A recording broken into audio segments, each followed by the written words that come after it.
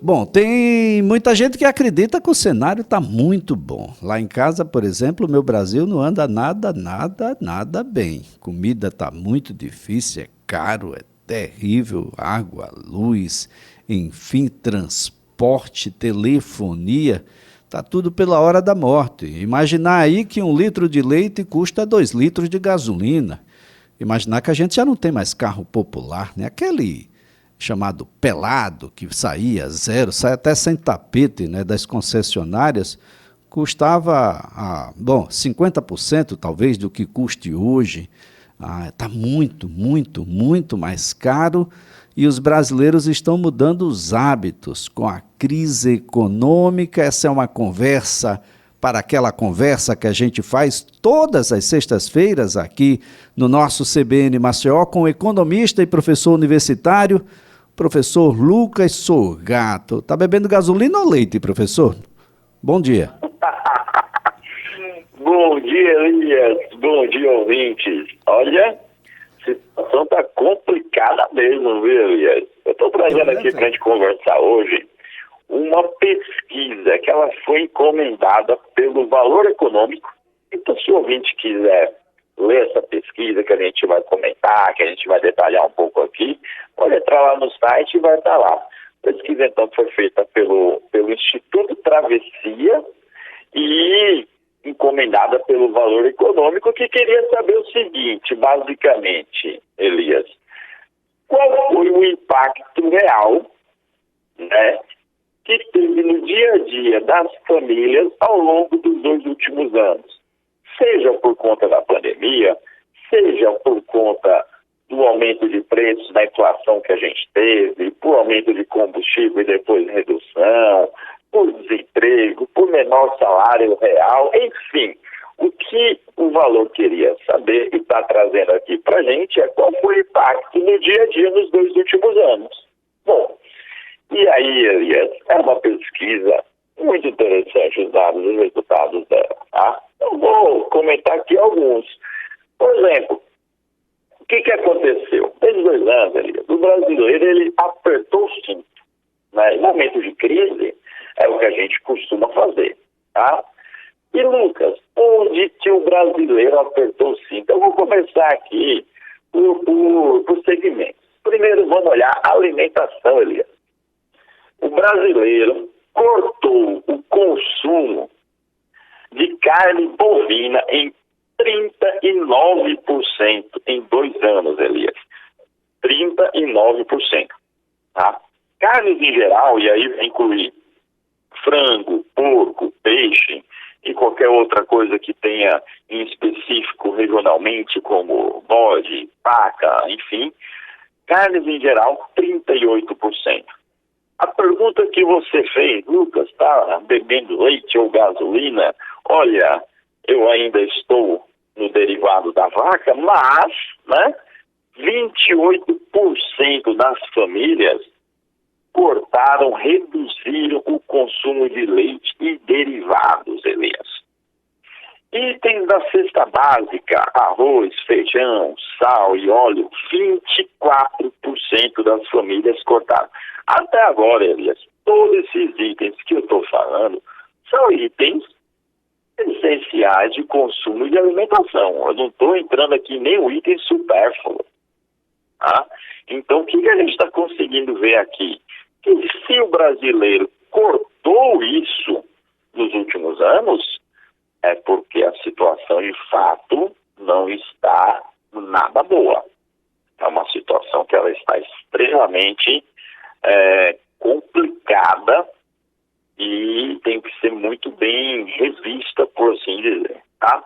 Bom, mas continuando, de supérfluos, o que é que o brasileiro na alimentação reduziu um pouco? 17% das famílias reduziram o consumo de refrigerantes e 16% de doces e guloseimas. O impacto maior, então, é da alimentação primária. Tá? Por que a gente olha isso? Porque esse impacto daqui, Elias, ele vai para toda a família brasileira. Então, eu tenho aqui gente com menor ou com maior poder aquisitivo. Então, quando eu vou para o pessoal com menor poder aquisitivo, Elias, a gente tem aí uma complicação, porque o gasto é basicamente todo em alimentação, vestuário e higiene pessoal. Bom, vamos olhar mais algumas coisas aqui, tá? O que aconteceu nesse período ainda com o brasileiro? Pensando na parte de saúde, tá? 24% de redução no consumo de remédios por questões econômicas. Olha, eu estou dizendo que eu estou num período de pandemia, um período de economia extremamente fragilizada, e a população está consumindo menos o remédio que deveria consumir, talvez numa dosagem normal nesse período. Tá? Uma outra pergunta muito interessante feita: pretende contratar um plano de saúde nos próximos meses?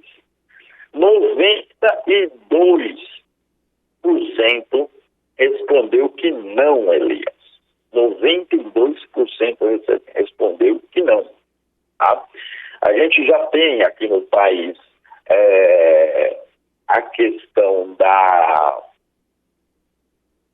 saúde pública ser o principal item, né, de grande parte da população de uso, e aí a gente tem muito benefício. Ainda bem, a gente ainda tem o SUS que consegue funcionar bem, porque se não acontecesse isso, as famílias estariam extremamente complicadas, por assim dizer. Bom, transportes, Elias, quando você falou do combustível, 34% de redução no consumo de gasolina, etanol ou diesel. Ou seja, a conta chegou. E por que tem essa redução, Elias? Porque você não paga apenas o combustível, você tem que pagar a prestação do carro, a prestação da casa, a prestação de outras coisas. E nisso daí, Elias, o brasileiro, ele ainda está endividado. Tá? Pegando esse dado de endividamento, 30% dos entrevistados, ou seja, 30% aqui das famílias, tiveram o nome incluído em algum serviço de proteção ao crédito, um SPC, um Serasa, nos últimos 2 anos. 43% afirma que possuem dívidas. E dessas dívidas, qual o principal, Elias? Bancos, 78% com bancos, Elias. 15% com crédito imobiliário, 13% com automóveis, 9% com escolas, universidades, ou seja, com educação atrasada, Elias, que não está pagando mensalidade, que não está evoluindo, que não está estudando. Então, um dado muito complicado. E uma pergunta que foi feita interessante: você acredita que vai honrar essas dívidas nos próximos 6 meses? E 41% dos entrevistados disseram que não acreditam em honrar essas dívidas nos próximos meses. Olha que essa situação aí está ficando bem apertada, Elias. Bem apertado mesmo. E é claro que, bom, a pandemia tem servido de desculpa para absolutamente tudo, mas definitivamente, né, professor, a vaca não parou de dar leite, não tira férias, não tem chip importado de Taiwan ou de qualquer outro lugar. A vaca continua fazendo o que ela sempre fez, ano após ano, dia após dia.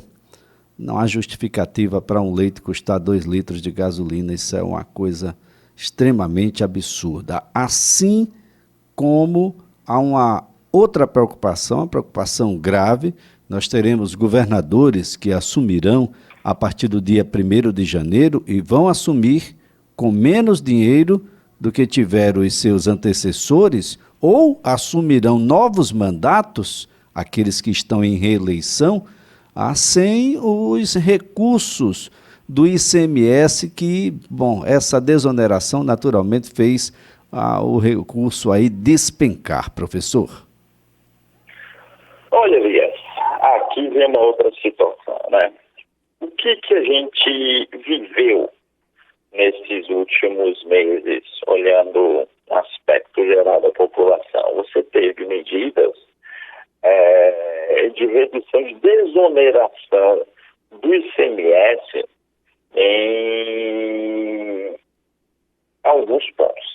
vamos entender que isso não aconteceu, Elias. Eu estou pegando aqui os dados de 23 estados e do Distrito Federal, tá? E o que a gente diz? Olha, a variação do ICMS, comparando aqui o mês de agosto de 2022 com o mês de agosto de 2021. Primeiro, olhando a questão do petróleo e combustível, Elias. Só para você ter uma noção, vou usar o exemplo de Alagoas, houve uma redução de 46, Elias, 46% de variação entre agosto de 2022 e agosto de 2021 no período petróleo e combustível, tá? Olha que isso daí é uma redução grande, Elias, uma redução muito grande. Na energia elétrica, houve uma redução da arrecadação em Alagoas de 22%. Tá? É uma variação bem considerável. É uma variação alta que a gente está tendo aqui nisso. E o que a gente tem que pensar nessa situação, Elias? Você está tendo aqui um período eleitoral, perfeito? Nesse período eleitoral, quando o próximo governador assumir, ele vai precisar de fato de recursos para fazer aquilo que lhe foi prometido pela população, pela sua campanha. Tá? Os dados eles estão começando a mostrar o seguinte: olha, governadores, talvez vocês tenham desenhado o plano de governo de vocês com base em um valor de orçamento estimado de X, né, que é o que a gente tem estimado hoje, Elias. É o que daqui a pouco tem que ser enviado para a Assembleia LDO, LOA, se não me engano, é até final de setembro, outubro. Setembro para o Estado, outubro para o município, se não me engano é isso. Mas você está chegando falando o seguinte: olha, o plano, a estratégia que vocês desenvolveram para a campanha era baseada no valor X. E, Elias, talvez esse valor não seja X, seja X menos 10%, se X menos 12%. E isso daí é muito gritante. Isso daí é uma diferença substancial que a gente está tendo.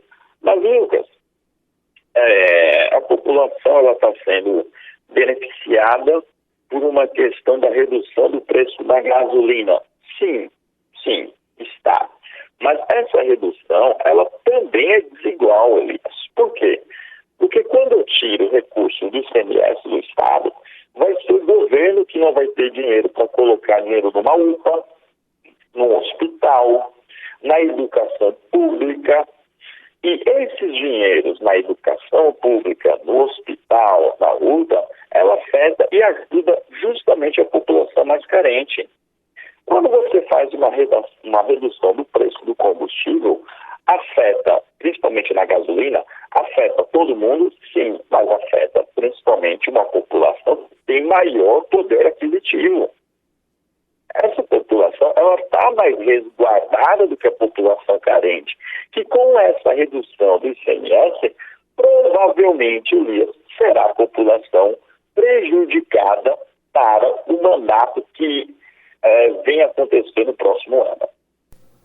Essa é uma situação extremamente grave, não é, professor? Tem aí muito periquito levando fama quando o papagaio de fato fala. Essa é uma situação extremamente grave. Há muita gente tentando levar essa situação de ICMS para o âmbito federal, quando, na verdade, os estados pagaram por cada centavo da diminuição do preço de combustíveis. E também tem um outro detalhe, professor. Como a política não foi modificada, a política de preços da Petrobras, absolutamente não há qualquer garantia que os preços dos combustíveis não voltem ao patamar anterior de 7, 8, 9, em alguns lugares como Acre até R$10 o litro do combustível, porque a política se mantém a mesma, professor. Exato. E aí você tem políticas distintas para regiões distintas, com necessidades distintas, e você acaba, no meio de toda essa questão que está, por assim dizer, desigual, você acaba piorando a qualidade de vida, principalmente naquela população mais carente, quando você vai aumentando esses preços, Elias, como você citou aí, por exemplo, do combustível na região norte do país. Então, o que a gente tem que olhar? Provavelmente o ano de 2023, Elias, ele tem tudo para ser um ano de consolidação da recuperação econômica. Quando eu estou dizendo consolidação, não é que a gente vai crescer muito. Acredito que a gente deva ficar ali em 1% de crescimento, igual os outros analistas também estão acreditando.